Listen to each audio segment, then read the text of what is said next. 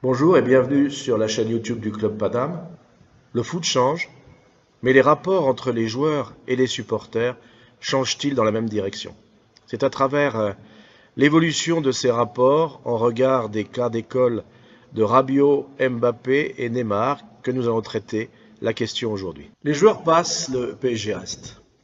Le foot change. Mais les supporters en ont-ils toujours conscience? Pourtant, pour reprendre la formule choc du directeur général de la Ligue de football professionnel Didier Quillot, le football n'est plus un sport, mais une industrie de divertissement. Fini le temps des Hechter et des Borelli, ces présidents supporters amoureux du foot et de la capitale, viscéralement attachés au club et à son maillot, que le premier a d'ailleurs dessiné. Place aux propriétaires mondialisés, sans culture footballistique, qui achètent un produit estampillé Paris, dont ils ignorent l'histoire, et qui le dirigent sans état d'âme, alors que le sportif est pour eux moins un but qu'un moyen de servir leurs intérêts économiques ou d'image. Révolue également l'époque des joueurs de club, les Souzik, 10 ans et 287 matchs au PSG, ou Pilorget, le recordman et ses 435 matchs, les Fernandez, joueurs puis entraîneurs, les Rai et Paoletta, profondément rouge et bleu, et dont les adieux resteront indélébiles dans le souvenir des supporters. Voici venu le temps des mercenaires, compagnons de route éphémères pour qui le jeune PSG n'est qu'une étape dans la carrière, ou un tiroir-caisse, tant il est souvent obligé de surpayer pour les attirer. Tête d'affiche internationale du football circus, embauchés parfois autant pour le nombre de leurs followers sur les marchés émergents que pour leur talent, ils ne font que passer, sans attacher ni s'attacher. Ces changements n'épargnent pas non plus les supporters. Au stade, combien de simples consommateurs de spectacles sportifs pour combien de vrais passionnés? Hormis le Cup, qui assurerait l'ambiance dans un Parc des Princes sinon totalement muet? Quelle part d'anciens amoureux du PSG par rapport aux opportunistes qui ne le suivent que depuis QSI? Face à ce bouleversement complet d'écosystème, comment dès lors ne pas être étonné par les réactions passionnelles, parfois violentes, exprimées à l'encontre de joueurs dont les choix professionnels sont ressentis comme des trahisons, un mépris du maillot, voire une insulte. En témoigne encore dimanche au Parc les banderoles prenant violemment à partie, parfois de façon injurieuse, Neymar.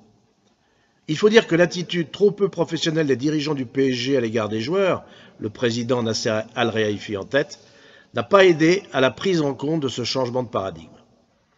Paternalisme, favoritisme, câlinothérapie, soutien de certains contre l'entraîneur ont marqué les années post-Leonardo où le président jouait au directeur sportif et laissait trop souvent le pouvoir aux joueurs.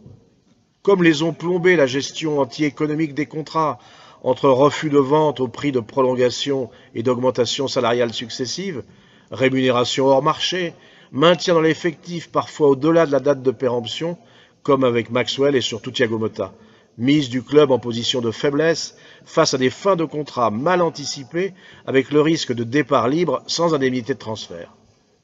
Mais les choses sont en train de changer et la prise de conscience par les dirigeants de l'impasse d'une relation trop affective, peut-être favorisée par le retour de Leonardo, semble être née du divorce douloureux et coûteux avec Adrien Rabiot. Car c'est peu dire que la gestion sentimentale du dossier fleuve de sa prolongation espérée a été la cerise sur le gâteau empoisonné du laxisme, alors que tout son passé et l'influence de sa génitrice ne pouvaient que faire craindre que ses choix de carrière l'emporteraient au final sur son présumé attachement de Titi au club qu'il avait formé et aidé à grandir. Lui avoir donné la possibilité de partir libre à la fin de son contrat se traduit au final par une double perte. Sportive, en privant le milieu de terrain déjà sinistré qualitativement autant que quantitativement d'un titulaire potentiel, et financière sèche, alors que le club, corseté par les contraintes du fair play financier, doit gérer sous haute tension économique le nécessaire renforcement de son effectif. Et que dire de la réaction présidentielle de dépit, façon double peine, le placardisant pendant la dernière moitié de la saison et contraignant Tourelle à bricoler dans l'entrejeu par manque de solution. Cet accident industriel a-t-il agi comme un électrochoc, en contribuant d'ailleurs à la mise en retrait des fautifs, Nasser El-Khelaifi et Enrique? On est tenté de le croire, puisqu'aussi bien depuis, l'attitude du PSG vis-à-vis des cas emblématiques de Mbappé et surtout de Neymar illustre avec éclat le retour à des rapports employeur-employé pragmatiques et rationnels et à une relation contractuelle claire, mettant les intérêts du club au-dessus de celui des joueurs, aussi stars soient-ils, et rappelant ceux qui sont aussi ses salariés au devoir de réserve et au respect de leur engagement. Entendre publiquement Nasser El Khelaifi rappeler au génie français que les responsabilités, ça ne se demande pas, il faut aller les chercher, parfois même les arracher, était déjà un premier pas vers le retour à l'ordre, que le recadrage musclé de l'icône Neymar a encore accentué. Je veux des joueurs prêts à tout donner pour défendre l'honneur du maillot et à s'inscrire dans le projet du club. Ceux qui ne le veulent pas ou ne le comprennent pas, on se voit et on en parle. Il y a bien sûr des contrats à respecter, mais la priorité désormais est l'adhésion totale à notre projet. Personne n'a obligé Neymar à signer ici. Personne ne l'a poussé. Il est venu en toute connaissance de cause pour s'inscrire dans un projet.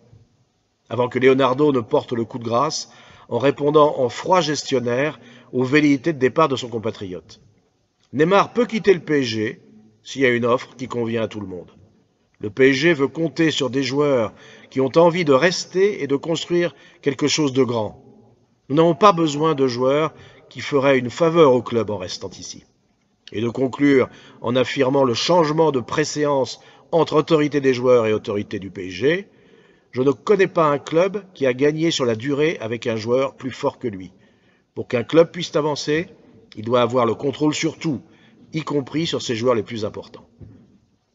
Alors oui, monsieur Quillot, vous avez raison, le football n'est plus un sport, mais une industrie de divertissement, qu'on doit appréhender en chef d'entreprise spécialiste de la chose, et non plus en mécène béotien ou en amateur passionné. Aux supporters que nous sommes, d'intégrer cette nouvelle donne et de prendre maintenant la distance affective avec les joueurs qui correspond à la réalité de la situation. Ces acteurs de cette industrie du spectacle, comme les coachs d'ailleurs, ne sont que de passage. Passage qu'ils gèrent en fonction de leurs intérêts de carrière, ce qui après tout est légitime, dès lors qu'ils donnent tout quand ils sont là. Inutile de rêver à un obsolète attachement de leur part, et anachronique aussi de nous attacher à eux. On les soutient s'ils le méritent sur le terrain, mais on doit accepter aussi de les laisser partir sans état d'âme, dès lors que le club s'y retrouve. Les joueurs passent, le PSG reste, et nous avec lui. Seul lui compte et mérite notre passion qui jamais ne s'épuisera. Ici, c'est Paris. Voilà, c'était la conclusion du vlog d'aujourd'hui. J'espère que vous l'avez apprécié. Si c'est le cas, n'hésitez pas à le manifester en cliquant sur le pouce levé. On vous attend également en vous abonnant sur le site YouTube du Club Paname. Vous y trouverez d'autres interventions vidéo, mais également nos podcasts hebdomadaires où on revient sur les derniers matchs et événements autour du PSG.